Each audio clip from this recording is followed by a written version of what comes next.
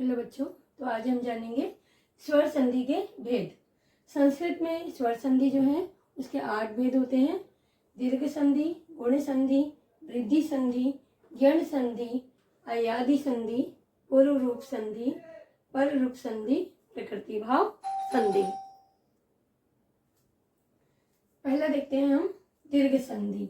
दीर्घ संधि, दीर्घ, ठीक है बच्चों, आपको याद होगा कि जब मैंने आपको स्वर पढ़ाया था तो स्वर में ह्रस्व, दीर्घ और प्लुत। दीर्घ स्वर अर्थात जैसे बड़ा आ, बड़ी ई, तो आप ये ध्यान रखिएगा कि इसमें इसका जो नियम है ना इस प्रकार है कि आ, ई, उ या फिर री का जो मेल है वो आ, ई, उ या फिर री से जब होता है तो इसमें दीर्घ स्वर जो है वो बनता है। जैसे बड़ा आ, ई, उ या फिर री, इस प्रकार का स्वर जो है इसमें मेल से बनता है। एक उदाहरण हम देखते हैं, जैसे पुस्तक, धन, आलय। पुस्तक क में अ और आलय का आ और आ मिलकर बनता है आपका आ। तो इस प्रकार आपका शब्द बन जाता है पुस्तकालय। इसी प्रकार से आप जैसे बोल सकते हैं हिम, धन, आलय। हिम माँ में आ और आलय का आ, तो दोनों आ और आ मिलकर बन जाते हैं आ, तो शब्द बन जाता है हिमालय। दूसरा है हमारा गुण संधि। अब गुण संधि में आप देख सकते हैं कि ए, ओ, अर, ये जो है आपके वर्ण बनते हैं। जैसे कि अ और आ, अगर इसका मेल ई या ई से होता है तो बनता है ए। अगर अ और आ का मेल उ और उ से होता है तो बनता है ओ। और आ का मेल अगर री से होता है तो बनता है आपका अर। तो इस प्रकार आप बच्चों देख सकते हो, जैसे कि राज, धन, इंद्र।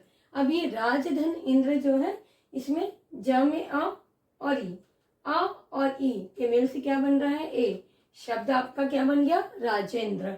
वैसे ही आप देख सकते हैं सूर्य, धन, उदय। अब सूर्य, धन, उदय में अ और उ, आ और उ के मेल से बनता है ओ। आपका शब्द बन गया सूर्योदय। और उसके बाद आपका जैसे कि ये है महा, धन, ऋषि। आ और री, आ और री के मेल से बनता है अर।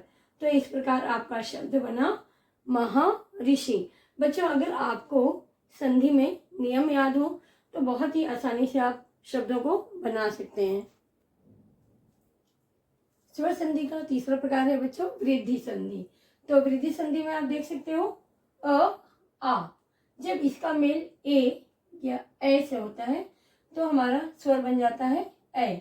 और वैसे ही जब आ और आ का मेल ओ या औ से होता है तो आपका स्वर बनता है ओ। तो इस प्रकार आप जैसे देख सकते हैं यहाँ पर सदा, धन, एव। सदा आ और एव में ए, आ और ए मिलके जो है आपका बन रहा है ए। शब्द आपका बन गया सदैव। वैसे ही आप देखेंगे महा, धन, औषधि। महा, धन, औषधि में आ और औ, आ और ये औ दोनों मिलके क्या बन रहे हैं आपका औ। तो इस प्रकार से आपका शब्द बन गया महौषधि। तो आप ये देख सकते हैं कि यहाँ पर ए और औ जो है वो बनता है। बच्चों, आप ये ध्यान रखिए कि हर संधि में क्या बन रहा है। जैसे कि दीर्घ संधि, तो हम दीर्घ संधि में ये हमें ध्यान रखना है कि दीर्घ स्वर ही जो है वो बनता है। तो इस प्रकार से जैसे आप वृद्धि संधि है इसमें, या इसके पहले जैसे मैंने आपको गुण संधि बताया था ए, ओ, अर बनता है। या फिर आप वृद्धि संधि है तो इसमें ए और औ बनता है। तो आप इन वर्णों को ध्यान में रखें या इन स्वरों को ध्यान में रखें कि कौन से स्वर इसमें बनते हैं। स्वर संधि का चौथा भेद है यण संधि। यण संधि का जो नियम है बच्चों आप देख सकते हो ई, या, उ, व, री, र और लिर, ला। तो अगर पूर्व में ध्यान रखिएगा, पूर्व में मतलब पहले अगर आपको इनमें से कोई वर्ण हो और उसके बाद में अगर कोई भी स्वर वर्ण आता है तो ये इन व्यंजनों में जो है उसका परिवर्तन हो जाएगा या जो विकार उत्पन्न होगा उसमें ये व्यंजन बन जाएंगे। जैसे हम देख सकते हैं ये जो व्यंजन है यण, यण से भी आप ध्यान रख सकते हैं कि यण इसमें जो है अंतस्थ व्यंजन या व रा ला ये जो है बनते हैं। जैसे देखिए प्रति धन अय, अब प्रति धन अय, प्रति में ई और स्वर आ गया यहाँ पे अ, तो ई और आ जो है वो मिलके यहाँ पर बन जाएगा आपका या, प्रत्यय।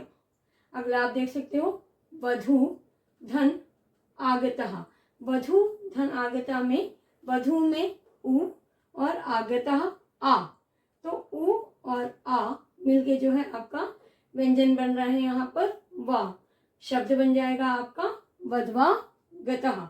वैसे ही आप देख सकते हैं बच्चों री और री, और इसके बाद अगर कोई स्वर आता है तो रा बन जाता है। जैसे कि मात्रे, मात्रे में री और ये आगे आपका एक स्वर आ, तो री और आ जो है मिलके यहाँ पे बनता है रा, शब्द आपका बन गया मात्रा देश।